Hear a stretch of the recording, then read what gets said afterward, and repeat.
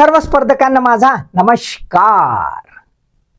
मागील व्हिडिओमध्ये तुम्ही धबधबा काय आहे, what is mean by waterfall व्याख्या समजून घेतली। सोबतच धबधबा निर्माण होण्याची विविध कारणे बघितली, त्यांची संरचना म्हणजे धबधबा जो आहे त्याची संरचना, वेगवेगळे कंपोनंट जे आहेत घटक त्यांची नावे पाहिलेला आहे यस पाहिलेला आहे, तर काही टेन्शन नाही, कारण आता आपण एक थोडक्यात काय समजणार आहोत, waterfall creation and end also, निर्मिती कशी होते आणि त्याचा शेवट पण कसा होतो ते आज समजून घेऊया। कॉन्सेप्च्युअल आहे विथ कंपोनंट, म्हणजे जसा जसा बदल होतो तसे कंपोनंट कसे बदलत जातात ते असे प्रश्न एमपीएससी यूपीएससी ला एकदम सिम्प्लिस्टिक फॉर्म मध्ये विचारतात आणि आपली दंडी गुल होते का। आता आपण असं वाचत नाही, धबधब्याच्या बाबतीत काय वाचतो, कोणत्या नदीवर कोणता धबधबा, बस त्याच्या पलीकडे वाचतच नाही आणि असे कॉन्सेप्च्युअल क्वेश्चनचा मग दंडी उडून जाते, उडायला नको म्हणून चलायचं यस चला। मग बघा पहिल्यांदा आपण समजून घेऊया धबधबा जे आहे है ना, हे काय आहे, इज इरोजनल रिव्हर लँडफॉर्म। काय आहे, इरोजनल रिव्हर लँडफॉर्म, नदी क्षरणाचं भूरूप आहे। नदी क्षरण करते, इरोजन करते लँडचं है ना, शिलावरणाचं। का कशाला करते, कारण की जी पृथ्वी आहे अर्थ है ना, तर ही अर्थ अशी गोल आहे का, नाही, पण त्याचा अल्टिमेट एम आहे असं गोल व्हायला पाहिजे। तर आंतरिक जी शक्ती आहे है ना, आतमधली एंडोजेनियस आतमधली शक्ती त्याला पुश करते आणि असा उभार तयार करते।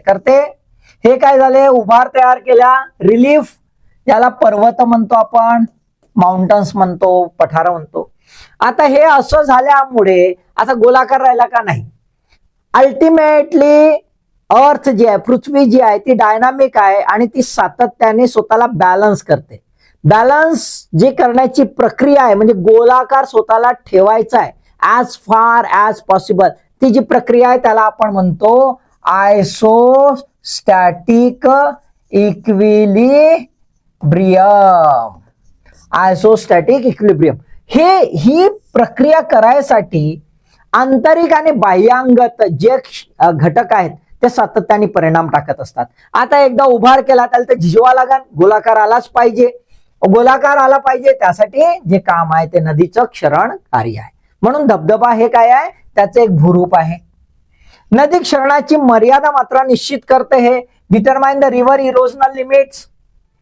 म्हणजेच काय, तर जोपर्यंत लक्षात घ्या, जोपर्यंत धबधबा आहे, धबधबा जोपर्यंत जिवंत आहे तोपर्यंत नदीचे क्षरण कार्य सुद्धा जिवंत आहे, तोपर्यंत नदीचे क्षरण कार्य सुद्धा जिवंत। ज्या क्षणाला धबधबे संपूर्ण त्या नदीचे संपून जातील, एकही धबधबा राहणार नाही, तर नदी कशी होणार बघा। आता आपल्याला धबधबा दिसते, हे बघा असा असा आणि इथे धबधबा आलाय, बरोबर आहे, ते तरुणावस्था आहे, हे तरुणावस्था आहे। आता जर हे धबधबे संपले म्हणजे नदी कशी होईल, हे बघा इथे समुद्र दिसतोय, ह्या समुद्राच्या असा असा हा चालला जाईल, म्हणजे असं पकडा की हा जो गोलाकार आहे, या पृथ्वीवर असा पर्वत निर्माण झालाय, हा पर्वत संपून जाईल, कारण की हे असं खनन कार्य इथपर्यंत येऊन जाईल।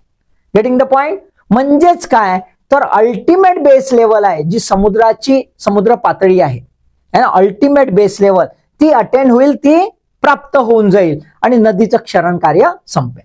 दुसरा, धबधब्याचा अंत नदीचे कारण समाप्ती म्हणूनच ती निश्चित करते। Getting the point, right, clear झालं ओके। चला मग आता बघूया निर्मिती इन जनरल कशी होते। तर सर्वसाधारण कारण म्हणजे विविध कारण आहेत, फॉल्ट लाईन आहे, प्लॅटूच्या मुळे आहे, निक पॉइंट आहे, वेगवेगळे कारण आहेत। आपण इरोजनच्या कॉन्टेक्स्टमध्ये, क्षरणाच्या कॉन्टेक्स्टमध्ये धबधबा समजून घेऊया की सर्वसाधारण कारण काय आहे, तर खडकांचे विभेदने क्षरण किंवा धूप, डिफरन्शियल इरोजन ऑफ रॉक। नदी जी आहे खडकांचं विभेदने क्षरण करते, डिफरन्शियल इरोजन करते। डिफरन्शियल इरोजन का करते, नदी पार्शालिटी करते, तुले बाबा जास्त घासतो, तुले कमी घासतो, हा माया लाडका पुट्टा हो, याच्या चांगला आंघोळ करून देतो, असं आहे का? नाही, तसं नाही. Why differential erosion of rocks? Because the different type of rocks. Because the different type of rock, विविध प्रकारचे डिफरंट रॉक बेड असतात. आधारशिला किंवा खडक थर जे आहेत ते वेगवेगळ्या प्रकारचे. काही खडक जे आहेत जिथून नदी वाहते, प्रवाहित होते, त्यातील काही खडक कसे आहेत? हार्ड. कसे आहेत? हार्ड. आणि काही आहेत सॉफ्ट. मग कोणते रॉक लवकर झिजतील, लवकर क्षरण होईल? सॉफ्ट है ना, याच्यापेक्षा हे जलद गतीने झिजतील. आणि मग डिफरन्शियल इरोजन आहे म्हणजे मृदू खडक, सॉफ्ट रॉक हे जलद गतीने क्षरित होतात आणि हार्ड रॉक हळूहळू होतात. म्हणून आपल्याला असा इन जनरल दिसेल, हा हार्ड रॉक आहे आणि हा सॉफ्ट रॉक आहे.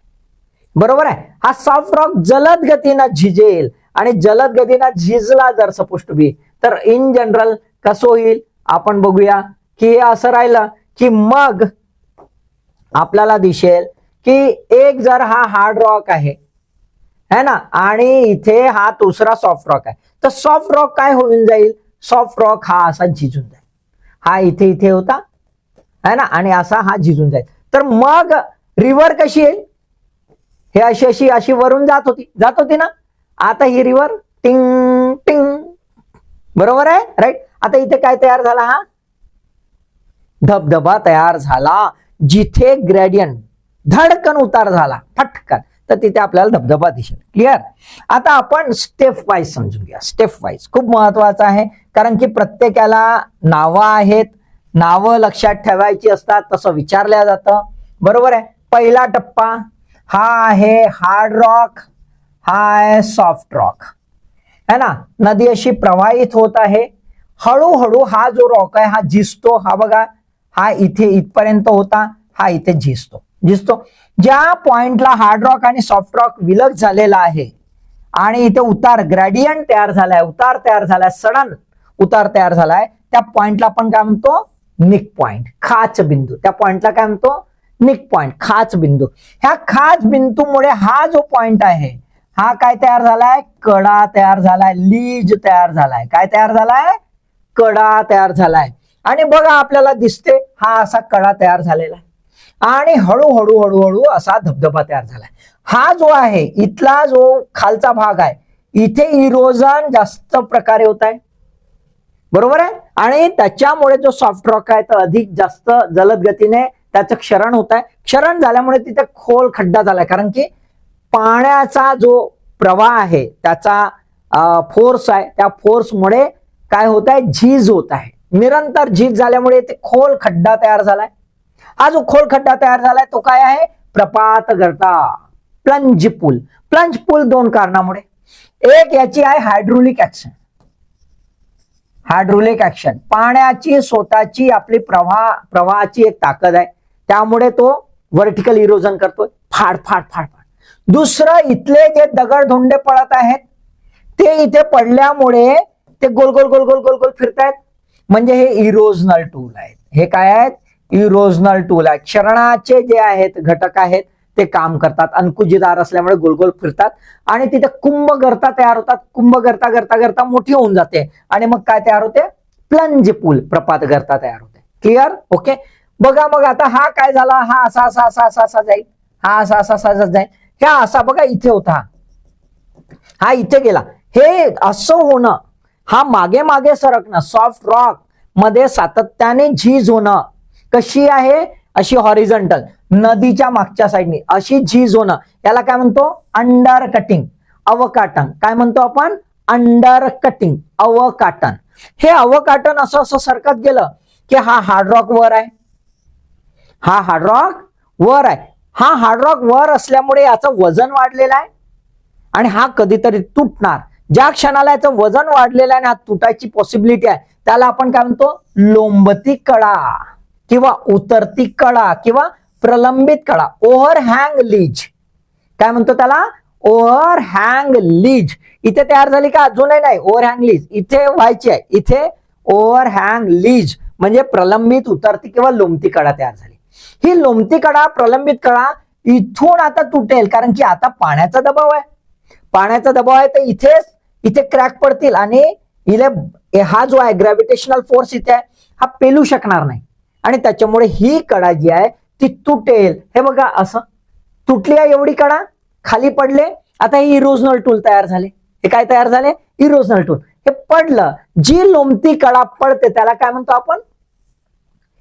लोंबती कडा कोसळणे किंवा ओव्हरहँग कोलॅप्स. हा ओव्हरहँग कोलॅप्स काय साइन आहे? What is the sign of this overhang collapse? ही लोंबती कडा कोसळणे म्हणजेच काय? तर म्हणजेच आपल्याला उगमाकडे धबधब्याची माघार, त्याला काय म्हणतो आपण? उगमाकडे धबधब्याची माघार. It is a retreat upstream of the waterfall. आता retreat upstream of the waterfall जे मागे मागे मागे मागे सरकत आहे, तर ही कडा अशी बघा काय दिसतंय आपल्याला? हा पण मागे चाललाय, हा पण मागे चाललाय. मागे चालला हे म्हणजेच काय? तर ह्या साईडला पण कडा दिसेल, ह्या साईडला पण. आता हा असा धबधबा मागे चाललाय आणि हे मधात अशा ह्या साईडला कडा आहेत. ह्या कडा ज्या आहेत ह्या काय अत्यंत उंच आणि तीव्र उतार होतो 90 डिग्रीच्या जवळपास. आणि हा तीव्र उतार झाल्यामुळे तिथे काय तयार होते? गॉज. काय तयार होते? गॉज. घळई तयार होते. इथे अशा प्रकारे घळई तयार होत जाईल आणि मागे मागे मागे मागे सरकत जी रिव्हर अशी जम्पिंग डॉल करत करत समुद्राला मिळते, ती रिव्हर कशी होईल? अशी कर्व्याचर्स, एकदम काय जंटल स्लोप ज्याला म्हणतो एकदम आहे ना, तसा जंटल स्लोप तयार होईल. जेव्हा जंटल स्लोप तयार होईल हा काय झाला? धबधबा नष्ट झाला. तर धबधब्याची सुरुवात जेव्हा होते तेव्हा आपण समजायचं की हा युथफुल स्टेज आहे. काय आहे? युथफुल स्टेज आहे. आणि जिथे धबधबे पूर्णतः संपून जातील असं होईल. हे काय आहे? काय आहे है ना, याला आपण म्हणतो ओल्ड स्टेज. याला काय म्हणतो आपण? ओल्ड स्टेज है ना. म्हणजे इथे आपलं सेनाइल स्टेज येईल, इथे वृद्धावस्था निर्माण होईल. वृद्धावस्था निर्माण होणे म्हणजे नदीचं क्षरण कार्य संपलं असं निश्चित होईल. पण कधी कधी काय होते? रिज्युनवेशन होते. उथलपुथल होतच आहे आणि त्यामुळे रिज्युनवेशन होते. त्यामुळे भलत्याच ठिकाणी इन जनरल युथफुल स्टेजला आपल्याला काय दिसला पाहिजे? धबधबा. पण तो कधी कधी सेनाइल स्टेजला म्हणजे वृद्धावस्थेला म्हणजेच समुद्राच्या जवळ सुद्धा धबधबा दिसतो. आणि जेव्हा समुद्राच्या जवळ धबधबा दिसेल तेव्हा आपण निश्चित समजायचं की या नदीचं पुनरुज्जीवन झालेलं आहे, रिज्युनवेशन झालेलं आहे. लक्षात? क्लिअर? कॉन्सेप्ट समजला? कंपोनंट लक्षात आले वेगवेगळ्या टप्प्याचे? असे प्रश्न बरेच वेळा येतात, त्यामुळे त्या दृष्टिकोनातून सुद्धा अभ्यास करायचा आहे. अभ्यास तर करताच तुम्ही, त्यामुळे तुमच्या अभ्यासाला ऑल द बेस्ट.